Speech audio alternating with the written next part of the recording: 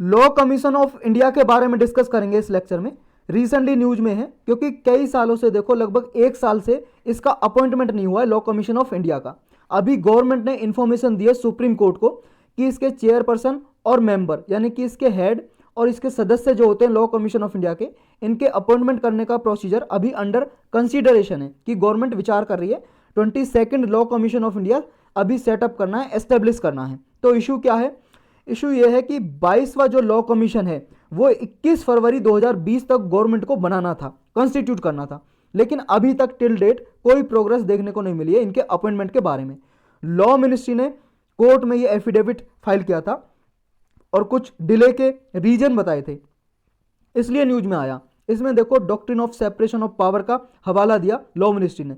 यह कहा कि देखो ये गवर्नमेंट का काम है, ये सुप्रीम कोर्ट का काम नहीं है अपॉइंटमेंट करना, तो गवर्नमेंट के काम में ये इंटरफेयर नहीं करना चाहिए। यानी कि doctrine of separation of power क्या कहता है? डॉक्ट्रिन का मतलब सिद्धांत, सेपरेशन ऑफ पावर का यानी कि शक्तियों के अलगाव का जो सिद्धांत है ये बोलता है कि एक गवर्नेंस की आर्म्स को इंक्रोच नहीं करना चाहिए दूसरे गवर्नमेंट्स की आर्म्स के में, यानी कि एग्जीक्यूटिव है, लेजिस्लेटिव बॉडी है और जुडिशियरी है, ये तीनों अलग अलग काम करती हैं और इस जो कॉन्स्टिट्यूशन के हिसाब से इनको अलग अलग पावर दी गई हैं। इन तीनों को एक दूसरे के दायरे में, जुरिस्डिक्शन में इनक्रोच नहीं करना चाहिए, यानी कि दखल अंदाजी नहीं करनी चाहिए। जुडिशियरी मतलब कोर्ट हो गए, लेजिस्लेटिव मतलब पार्लियामेंट या स्टेट लेजिस्लेटिव अथॉरिटी, और एग्जीक्यूटिव मतलब गवर्नमेंट हो गई, यानी कि cabinet minister, council of minister headed by PM. तो इन दोनों तीनों को अलग अलग काम दिए हुए हैं, तो तीनों को एक दूसरे की पावर में इनक्रोच नहीं करना चाहिए, ये हवाला दिया। तो ये क्या है law commission of India?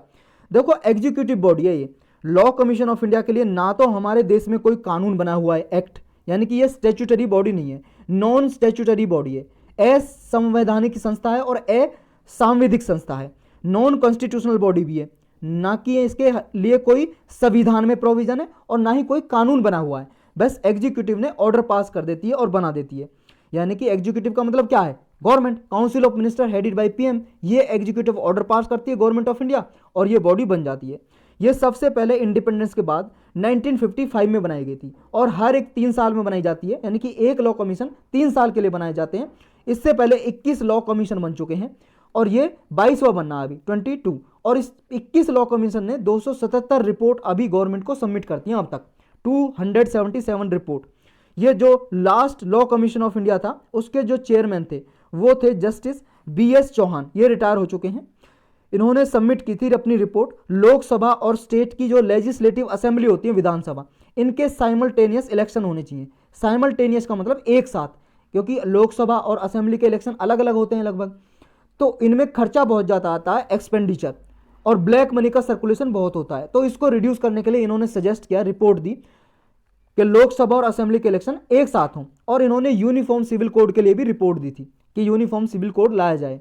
Uniform civil code का मतलब है कि कोई भी धर्म का आदमी हो हमारे देश में, सबके लिए कानून समान हो, अलग अलग ना हो। जैसे अभी क्या होता है, जो मैरिज है, शादी है, जो सिविल मैटर हैं, उनके लिए अलग अलग लॉ बने हुए हैं। हिंदू मैरिज एक्ट अलग बना हुआ है, जिसके हिंदू की कोई मैरिज होगी, हिंदू कम्युनिटी के लोगों की, तो हिंदू मैरिज एक्ट के अकॉर्डिंग होगी, और जो मुस्लिम है उनके सरिया लॉ के हिसाब से होती है। तो ये अलग अलग हैं। तो ये सजेस्ट किया था कि यूनिफॉर्म सिविल कोड हो, और देखो ये हमारे आर्टिकल 44 में भी दिया हुआ है, यूनिफॉर्म सिविल कोड इंप्लीमेंट करे गवर्नमेंट जब भी टाइम हो, यानी कि अच्छा टाइम हो जब भी, इसके लिए दिया हुआ है DPSP में, directive principle of state policy में। तो अब पढ़ते हैं लॉ कमीशन ऑफ इंडिया के कंपोजिशन क्या है, कौन कौन इसके मेंबर होते हैं, सदस्य। देखो एक तो चेयरमैन ही होते हैं, चेयरपर्सन फुल टाइम होते हैं ये 3 साल के लिए, और 4 इसके फुल टाइम मेंबर होते हैं, जिसमें एक मेंबर सेक्रेटरी भी होते हैं। जो लॉ और लेजिस्लेटिव सेक्रेटरी होते हैं लॉ मिनिस्ट्री के, सेक्रेटरी लॉ मिनिस्ट्री में, जैसे आप IAS बनोगे, IAS का प्रमोशन होगा, सेक्रेटरी बन जाओगे, लॉ मिनिस्ट्री के अंदर सेक्रेटरी बने, तो इसके मेंबर आप भी बन सकते हो, आगे फ्यूचर में हो सकता है। तो ये इसके एक्स ऑफिशियो मेंबर होते हैं, लॉ एंड लेजिस्लेटिव सेक्रेटरी, और 5 से ज़्यादा इसके पार्ट टाइम मेंबर नहीं होते, यानी कि मैक्सिमम 5 पार्ट टाइम मेंबर भी सदस्य इसके अपॉइंट कर सकती है गवर्नमेंट। जो इसके चेयरमैन होते हैं, यानी कि मुखिया होते हैं, head person, head chairman, chairperson, वो रिटायर्ड सुप्रीम कोर्ट के जज हो सकते हैं या फिर retired chief justice of high court के कोई चीफ जस्टिस रिटायर हैं, उनको मेंबर बनाया जा सकता है, यानी कि चेयरमैन की तरह चेयरपर्सन हो सकते हैं इस कमीशन के। इसके रोल और फंक्शन क्या है, क्या क्या काम दिए जाते हैं इसे? देखो लॉ कमीशन को कोई government of India, central government कोई भी काम दे सकती है, कहेगी इस पर आप रिपोर्ट तैयार करो और हमें सिफारिश दो, रिकमेंडेशन दो। जैसे मान लो यूनिफॉर्म सिविल कोड के लिए गवर्नमेंट कहे कि इस पे हमें सिफारिश दो, ऑलरेडी दे चुका है, दोबारा कहे तो उस पर दे सकता है। या फिर इसके पास स्यू मोटो पावर भी है, मतलब किसी भी ये कोई भी मैटर है उसको खुद ले सकती है, खुद उसके बारे में रिपोर्ट दे सकती है गवर्नमेंट को, स्यू मोटो पावर अपने आप ऑन इट्स ओन। तो लॉ के बारे में रिसर्च करना, या जो एग्जिस्टिंग हमारे देश में कानून बने हो, लॉ बने हो, उनके बारे में रिसर्च करना, या आगे कोई नया रिफॉर्म करना है, सुधार करना किसी लॉ में, कोई एग्जिस्टिंग लॉ में सुधार करना है, नया लॉ बनाना है, इनेक्ट का मतलब बनाना, नया कानून बनाना है, लेजिस्लेशन मतलब लॉ, कानून, नया कानून बनाना है, तो भी ये सजेस्ट कर सकता है। तो ये रिसर्च करता रहता है, स्टडी करता रहता है कि रिफॉर्म कैसे लाया जाए और सुधार कैसे लाया जाए, जो जस्टिस डिलीवरी सिस्टम है उसमें और सुधार कैसे लाया जाए, जो लोगों को न्याय दिया जाता है कोर्ट के द्वारा उसमें बहुत ज़्यादा डिले होता है, देरी होती है, तो ये डिले के प्रोसीजर को कैसे रिड्यूस किया जाए, कैसे हटाया जाए, रिमूव किया जाए, एलिमिनेट किया जाए, जो स्पीडी डिस्पोजल ऑफ केसेज है वो कैसे लाया जाए, जल्दी से केसों का निपटारा कैसे किया जाए, और जो कॉस्ट आती है लिटिगेशन में, मुकदमे लड़ने में, वो कॉस्ट को कैसे रिड्यूस किया जाए, कैसे कम किया जाए, इसमें ये काम करता रहता है। रिफॉर्म कौन कौन से जरूरी हैं, देखो रिफॉर्म लॉ कमीशन में ये जरूरी है क्योंकि ना तो इसके लिए कोई कानून है, एक्ट है, और ना ही इसके लिए कॉन्स्टिट्यूशन में कोई प्रोविजन है, यानी कि ये non constitutional non statutory body है। तो गवर्नमेंट ये कर सकती है, इसको स्टैट्यूटरी बॉडी बना सकती है, कानून बना के, स्टैच्यूट मतलब लॉ, कानून बना के स्टैट्यूटरी बॉडी बना सकती है, ताकि इसके जो अपॉइंटमेंट होती है, नियुक्ति, फंक्शन है, पावर है, वो डेफिनेट मैनर में डिफाइन हो सके। Doctrine of separation of power का हमने ऊपर डिस्कस किया, तो इसका थोड़ा ब्रीफली हम डिस्कस करेंगे। ये मॉडल ऑफ गवर्नेंस है, गवर्नेंस का ही एक मॉडल है जिसके जरिए एग्जीक्यूटिव, लेजिस्लेटिव और जुडिशियल पावर, इनको अलग अलग पावर दी गई है हमारे संविधान के हिसाब से, यानी कि एक बॉडी में पावर सारी कंसंट्रेट नहीं हो सकती, डिफरेंट ब्रांच में पावर डिवाइड होगी। डिफरेंट ये ब्रांच है, जो जुडिशरी मतलब कोर्ट, अदालत, लेजिस्लेटिव मतलब पार्लियामेंट, इनेक्टिंग बॉडी संसद जो कानून बनाती है, एग्जीक्यूटिव मतलब council of minister headed by PM, executive है जो भी, या प्रेसिडेंट, ये सब एग्जीक्यूटिव में आते हैं, या अटॉर्नी जनरल ऑफ इंडिया। तो इनकी सबकी अलग अलग पावर डिफाइन की गई है, किसको क्या काम करना है, ये संविधान में डिसाइड किया गया है। देखो कॉन्स्टिट्यूशन में डॉक्ट्रिन ऑफ पावर है, जो सेपरेशन ऑफ पावर, ये हमारे संविधान में एक्सप्लिसिटली डिफाइन तो नहीं किया हुआ, यानी कि पूरे खुले तौर से लिखा नहीं हुआ कि डॉक्ट्रिन ऑफ सेपरेशन पावर है, लेकिन फिर भी इम्प्लिसिटली बहुत सारे आर्टिकल हैं जो doctrine of separation of power को सपोर्ट करते हैं। जैसे आर्टिकल 50 है, ये तो क्लियरली इसमें लिखा हुआ है कि state shall take step to separate judiciary from executive, यानी कि जब भी गवर्नमेंट, ये डीपीएसपी में रखा गया है कि गवर्नमेंट स्टेप लेगी कि जुडिशरी को एग्जीक्यूटिव से अलग रखे, सेपरेट रखे, ऐसा ना हो एग्जीक्यूटिव जुडिशरी के मामले में इंटरफेयर करे और जुडिशरी एग्जीक्यूटिव के मामले में इंटरफेयर करे, तो ऐसा नहीं होना चाहिए।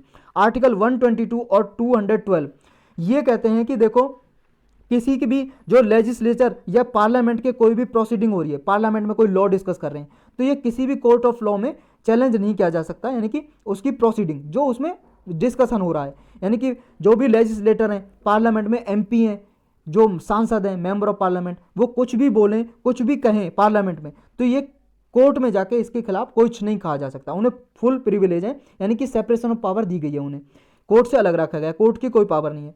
और ये भी है, देखो इसमें क्या है, किसी भी स्टेट लेजिस्लेचर में, यानी कि विधानसभा में, स्टेट में होती है जो, और पार्लियामेंट में किसी भी सुप्रीम कोर्ट, हाई कोर्ट के जज का कंडक्टर वो डिस्कस नहीं किया जा सकता, यानी कि उनका व्यवहार कैसा है कैसा नहीं है, कंडक्ट, ये डिस्कस नहीं किया जा सकता। हाँ, अगर उनके रिमूवल का प्रोसेस चल रहा है, उनके हटाने की प्रक्रिया चल रही है कि सुप्रीम कोर्ट या हाई कोर्ट के जज को हटाना है, तो पार्लियामेंट में से लॉ, ये रिजोल्यूशन पास कराने का प्रोसेस चल रहा है, उस टाइम डिस्कस कर सकते हैं, उसके अलावा डिस्कस नहीं कर सकते पार्लियामेंट या स्टेट लेजिस्लेचर के मेंबर वहां पे। ये आर्टिकल 121 211 में दिया हुआ है ऐसा। आर्टिकल 53 और 154 ये बोलता है कि जो एग्जीक्यूटिव पावर है यूनियन की, वो प्रेसिडेंट में वेस्ट रहेगी, यानी प्रेसिडेंट के पास रहेगी सारी पावर। यानी कि देखो प्रेसिडेंट को एडवाइस कौन करते हैं, council of minister headed by PM. President किसके कहने पे काम करते हैं, खुद तो कुछ नहीं कर सकते, सारी पावर किसके पास है, council of minister headed by PM, prime minister के पास, जो ये बोलेंगे सलाह देंगे वही काम करना पड़ता है। लेकिन किसके नाम पे करते हैं, प्रेसिडेंट के नाम पे, सारा ये ऐसे कह के कि प्रेसिडेंट द्वारा पास किया गया है, ये नोटिफिकेशन प्रेसिडेंट द्वारा पास किया गया, लेकिन कहता कौन है, सलाह कौन देता, प्राइम मिनिस्टर। तो ये सारी एग्जीक्यूटिव पावर किस में वेस्टेड है, प्रेसिडेंट में, और जो स्टेट की पावर है जो, वो गवर्नर में वेस्टेड है, ये आर्टिकल 154 के अकॉर्डिंग।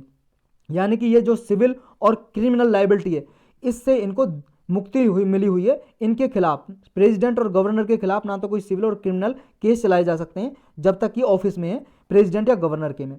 आर्टिकल 361 ये कहता है प्रेसिडेंट या गवर्नर हो किसी भी कोर्ट को आंसरेबल नहीं है, यानी कि किसी कोर्ट में वो जो भी उन्होंने अपनी ड्यूटी या पावर को एक्सरसाइज करते हुए जो भी डिसीजन लिया है उसके लिए रिस्पॉन्सिबल नहीं है, कोर्ट में कोई जवाब देने के लिए रिस्पॉन्सिबल नहीं है।